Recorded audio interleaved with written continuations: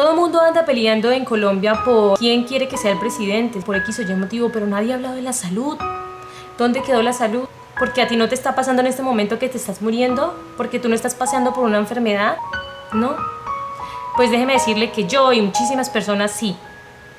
Y que en este momento hay muchas personas que no tienen voz, que no pueden hablar, que no pueden defenderse, pero que hoy yo lo voy a hacer. ¿Con qué derecho?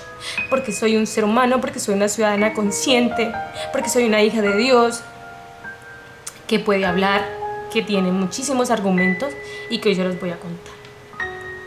A ver, ¿cómo empiezo? Son muchas cosas, pero una de ellas es decirle que esa es nuestra prioridad, debería ser la prioridad de todos los colombianos.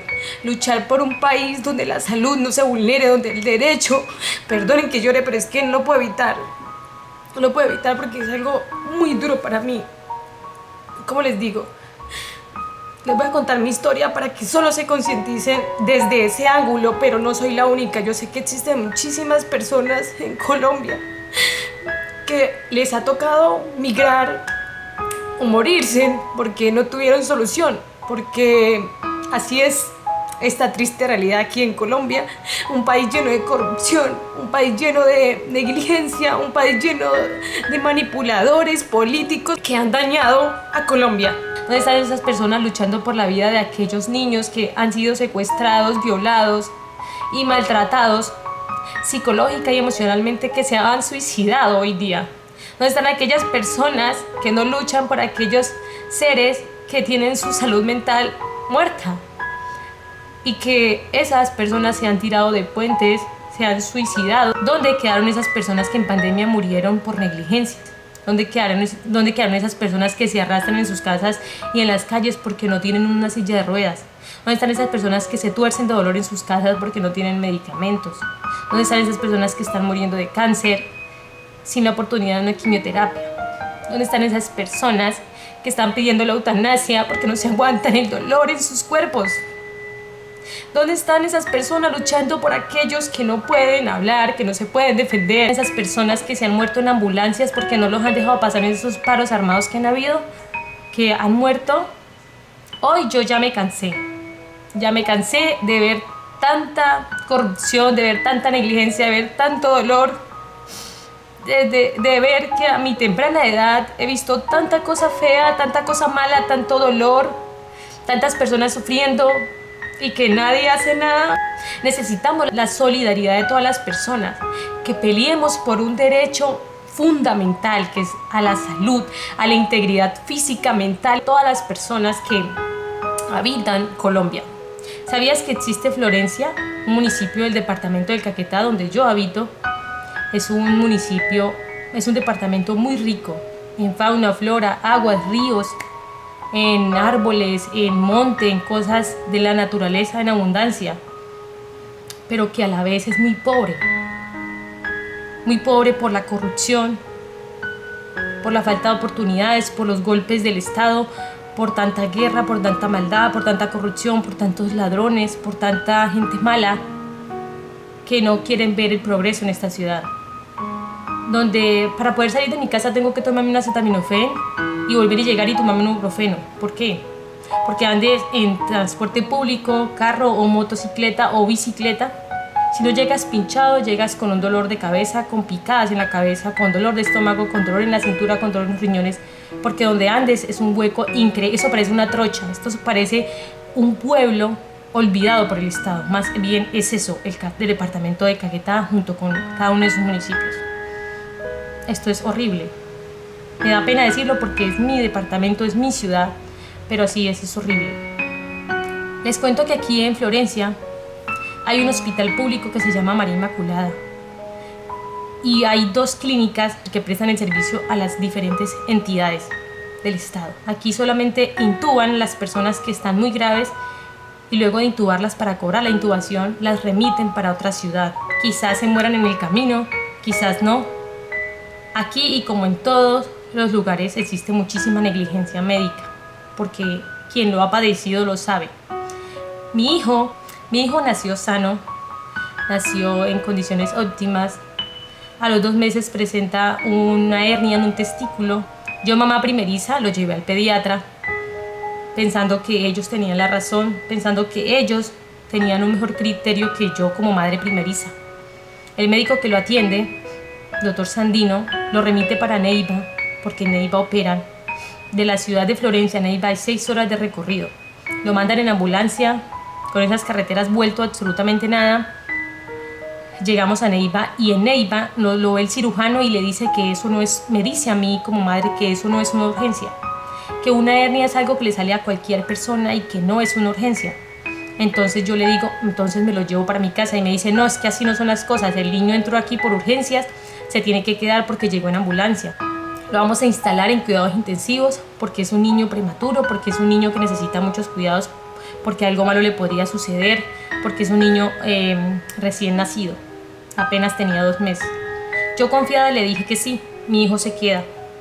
4 días después, el médico cirujano ordena que a mi hijo se le deje aguantando hambre 8 horas día a partir de la última comida en la noche, que era mi seno, para que en la madrugada él pudiera operarlo si le quedaba un espacio, porque tenía muchísimos pacientes graves y mi hijo no era un paciente que necesitara su intervención. Al 4.º día, mi hijo a la madrugada, esperando la cirugía en ayunas, presenta hambre. Llora y llora y llora y nadie lo atiende. Nadie le da nada porque era una orden del médico dejarlo aguantar hambre hasta amanecer. El niño lloró tanto que se broncoaspiró con su propia saliva y se murió. Mi hijo se murió. Ellos le llaman que entró en paro y que se broncoaspiró. Me llaman, llego yo y mi hijo estaba muerto. Lo estaban reanimando, me sacan. Dijeron, saquen a esa señora que está loca, porque yo empecé a gritar, porque yo empecé a decir, ¿dónde está mi hijo? ¿Qué le pasó? Yo le dije no antes de irme y me lo mataron.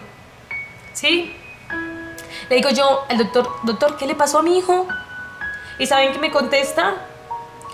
Que él lo sabe, porque acababa de recibir turno. Que él no sabe qué pasó.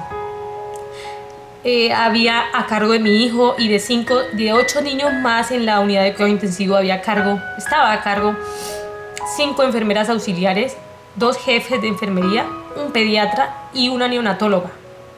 Y nadie supo qué le pasó a mi hijo. Bueno, eso fue lo más grave que le pasó. Le dio un paro cardiorrespiratorio, quedé seca de tanto llorar.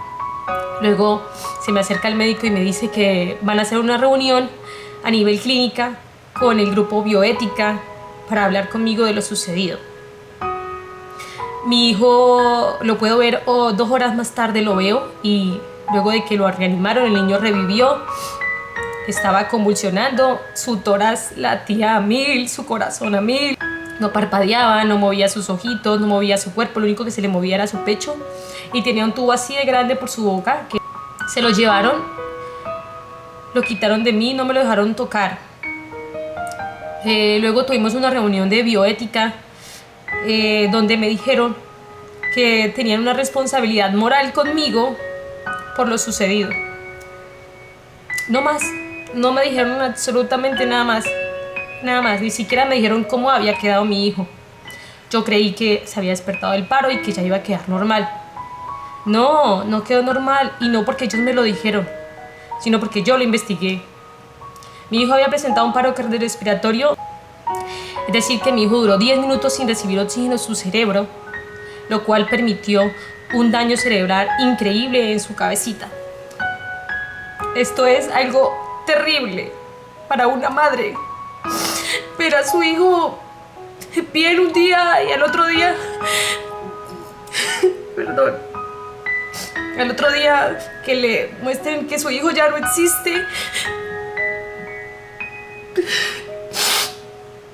es muy, muy, muy duro, muy difícil saber que uno no tiene los recursos, no tiene el poder político, económico, legal para poder defender algo como esto, ¿cierto? Porque fue una negligencia, evidentemente fue una negligencia.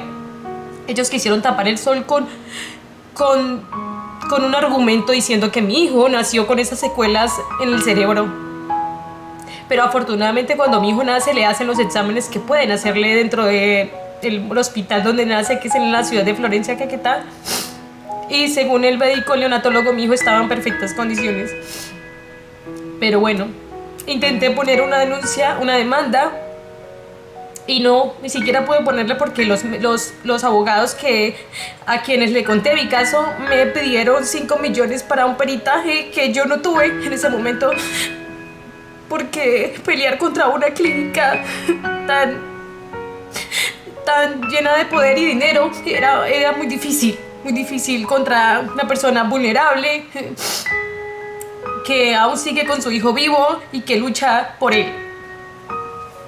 Mi hijo despierta, me lo pasan al mes, me lo puedo llevar para mi casa, me lo llevo con oxígeno, me lo llevo con más de 50 medicamentos.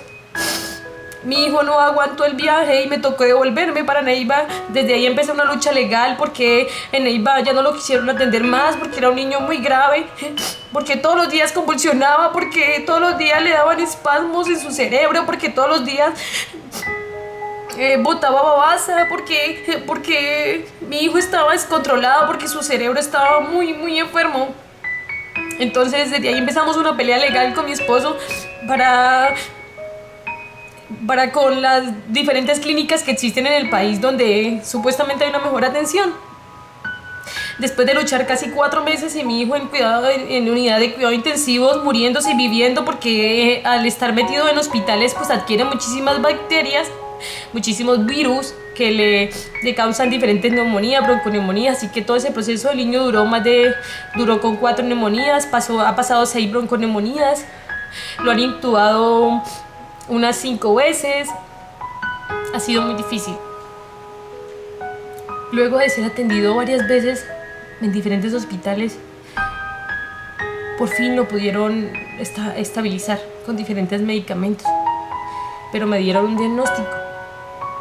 Me dijeron que mi hijo que ellos no eran adivinos, que mi hijo tenía un daño neurológico muy grave y que no se sabía si él iba a caminar, si iba a correr, si iba a hablar, si iba a pensar normal. O sea, no me dieron ninguna expectativa, nada. Me lo llevo para mi casa y así me la pasé durante casi 4 años, de la casa a Bogotá, Neiva, Neiva, Cali, Ibagué, Pereira y Florencia. Hoy día vivo en el departamento del Caquetá. Me fui un año para el departamento de Risaralda para que le pudieran hacer infinidad de exámenes y para que lo vieran infinidad de especialistas que aquí en el departamento no hay, y para evitarme el trámite de estar viajando en ambulancia ida y vuelta, porque siempre llega enfermo mi hijo por las bacterias, el viento. Y afortunadamente en Risaralda, a través de diferentes incidentes de desacato y otras cosas, pues, tuvimos el acceso a todas esas atenciones. Llego otra vez a la ciudad de Florencia, que es donde vivo, y como desde un principio he tenido que luchar legalmente con ellos, aunque ya dejé el tema de la demanda aparte, para que a mi hijo le den los 30 medicamentos que maneja, para que a mi hijo lo atiendan las terapias, para que a mi hijo lo atiendan los médicos, para que a mi hijo le den el servicio de la salud que él tiene como derecho. Tuvimos que poner una tutela, tuvimos que poner diferentes incidentes de desacato contra la EPS, Comeva, para que pudiera prestar el servicio de todo. Hicimos huelga, hicimos muchísimas cosas, lo sacamos por los medios de comunicación, en el caso de mi hijo, para que lo hayan podido atender en esos momentos. Mi hijo hoy día tiene 5 años, es gemelo de otro niño que está absolutamente sano, pero él no, se llama Alan Matías. Es un niño que hoy día tiene el siguiente diagnóstico. Mi hijo tiene parálisis cerebral, tiene gastrostomía, se alimenta solamente por una sonda en su estómago. Mi hijo no manda su propia saliva, no deglute. Mi hijo no habla, mi hijo no camina, no se sienta, no sostiene su cabeza. Así está. Todavía maneja muchísimos medicamentos, ¿cierto? Maneja medicamentos anticonvulsivantes, maneja medicamentos para su flora intestinal. Mi hijo no puede hacer del cuerpo, mi hijo toca sondearlo todas las noches para que pueda evacuar sus heces. Mi hijo por tantos medicamentos tiene la parte gástrica la tiene súper afectada, maneja medicamentos para la gastritis, para el reflujo. Tiene 5 años, es un valiente, lo sé, es muy, muy, muy valiente. Creo que no es justo que por cada medicamento que mi hijo requiera, por cada insumo, por cada servicio, tengamos que poner un otro incidente, tenemos que hacer un proceso legal tan cansón, sabiendo que es un derecho fundamental que tiene mi hijo y muchas personas. Hay un problema. En Colombia existe diferentes grupos de personas que manejan estas entidades. Las EPS son del Estado, pero son manejadas por personas corruptas que se roban el dinero que le corresponde a todos esos pacientes. Y si el paciente necesita un medicamento de 5 millones, le mandan uno de 1. ¿Para qué? Para que no el costo no les altere su propio bolsillo, aún sabiendo que el dinero no viene de ellos. ¿Cómo funciona esto? ¿Cómo me he dado cuenta que funciona esto?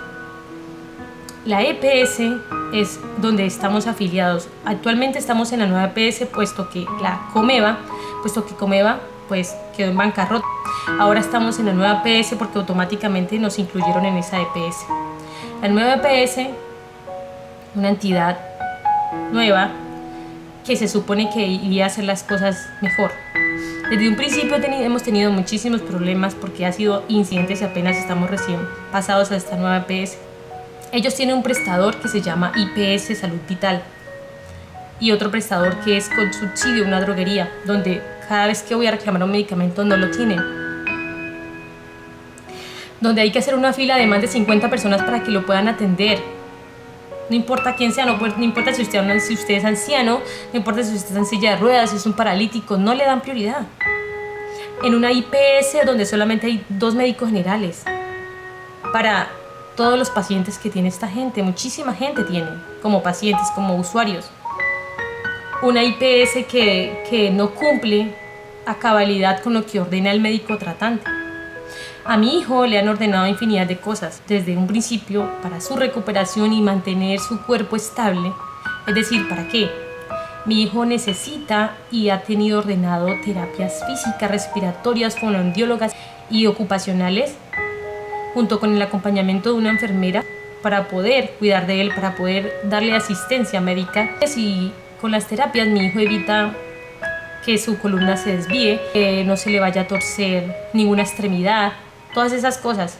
Pero ¿qué pasa? La IPS Salud Vital no quiere prestar el servicio, lo presta a medias.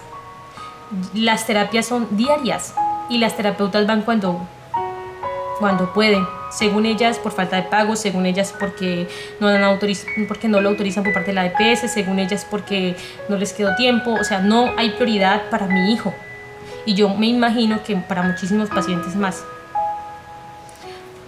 Los medicamentos son diarios. Hay medicamentos que no los puedo reclamar porque no los hay en la ciudad, porque tienen que mandarlos de otra ciudad para acá.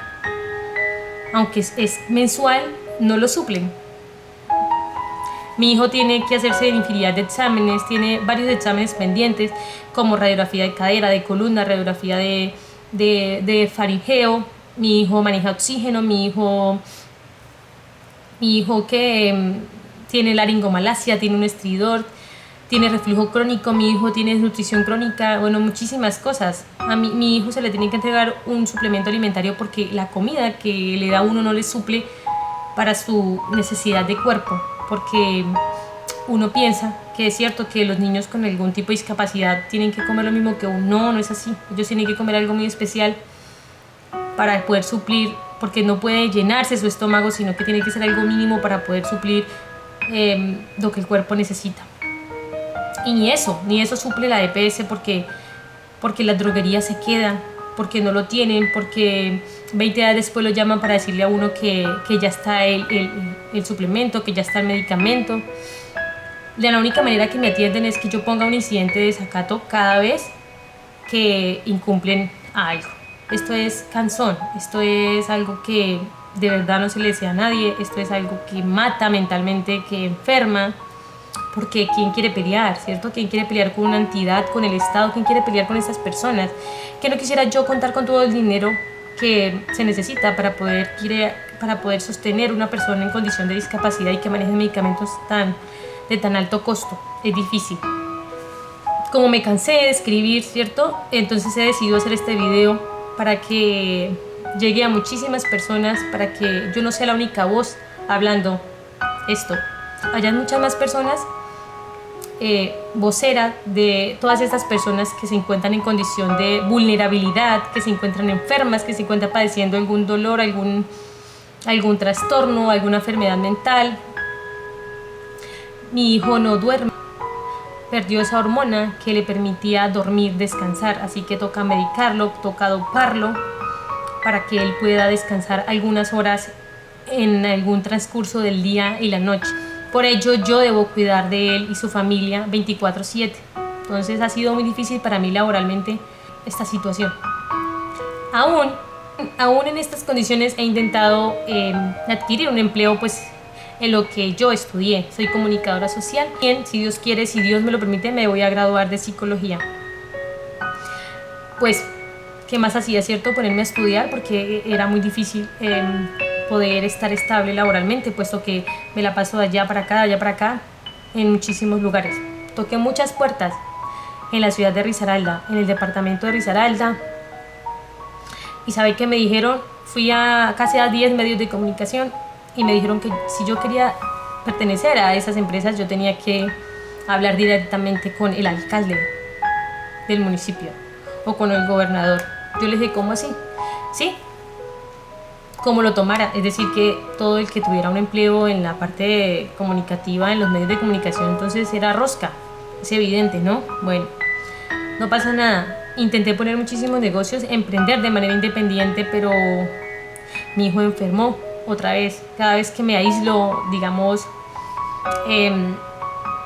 me ocupo, digamos, más de 4 horas sin él, él se me enferma, le da neumonía, muchas cosas. Entonces es muy difícil, pero Dios es grande y maravilloso, y les quiero contar que Él me ha permitido laborar a través de un medio de comunicación que hemos creado, un grupo de personas que se llama Amor y Huella, por las redes sociales, donde hemos podido ayudar a muchas personas, aún no teniendo los recursos económicos. Tenemos muchísimo amor para dar y hemos conocido muchísimas historias que nos han conmovido y que hemos podido cambiar vidas, hemos podido transformar momentos, hemos podido hacer cosas muy lindas en este canal Amor y Huella. Me duele decir que conocí muchos abuelos que vivieron sus últimos años en la calle, deambulando, comiendo lo que encontraban, vendiendo dulces. Quisimos ayudarlos, meterlos en algún tipo de asilo, pero no los recibieron porque contaba con un CISBEN. Esa era la excusa. Esas personas, aquí tengo el video de una persona que murió en su casa, murió en una habitación llena de moho, llena de ratones, cucarachas, porque no contó con un servicio a la salud. Y esto no es solamente él, son muchísimas personas más. Entonces es muy complicado esta situación de la salud. Y es más complicado aún cuando nosotros, los seres humanos, no hacemos nada por aquellas personas que la están padeciendo, la están pasando muy, muy mal. Entonces es momento de alzar la voz, es momento de velar por estas personas, es momento de que no te quedes callado, de que ayudes a defender a las personas. No es posible que tú llegues a urgencias con un dolor de muela que no te aguantas por una cordal o X infección y que te digan en la urgencia: no te podemos atender porque esto no es una urgencia. Entonces uno dice como que, ¿cómo? ¿No me puede atender? No, no la puedo atender porque usted no se está muriendo. ¿Es en serio? ¿Yo me tengo que estar muriendo para que me puedan atender? Eso es así en Colombia. Yo no sé si tú te has acercado a un centro hospitalario en urgencias. Aquí en Florencia, Caquetá, no lo atienden si usted no se está muriendo. ¿Sí? Si no se está desangrando, si no está desmayado, aquí no lo atienden prioritariamente. Eso es un cochino servicio a la salud. Eso es una negligencia horrible. Esto es pobreza mental, esto es una corrupción absoluta. Yo necesito que a mi hijo le presten todos los servicios médicos que él requiera. Que yo no tenga que estar molestando al juzgado para poder que a mi hijo le presten un servicio, no más. El Estado tiene la obligación de responder por lo que mi hijo requiere. Existen unas leyes en la Constitución política que lo respaldan. Entonces, es esa mi petición. Que algún ente gubernamental, algún ente departamental me ayude. Que algún ente del Estado que tenga que supervisar estas entidades me ayude a solucionar esta situación. Porque no puede ser que esto siga pasando, no puede pasar un día más esta negligencia. Mi hijo está enfermo por una negligencia. Cada vez se enferma peor de diferentes cosas por negligencia.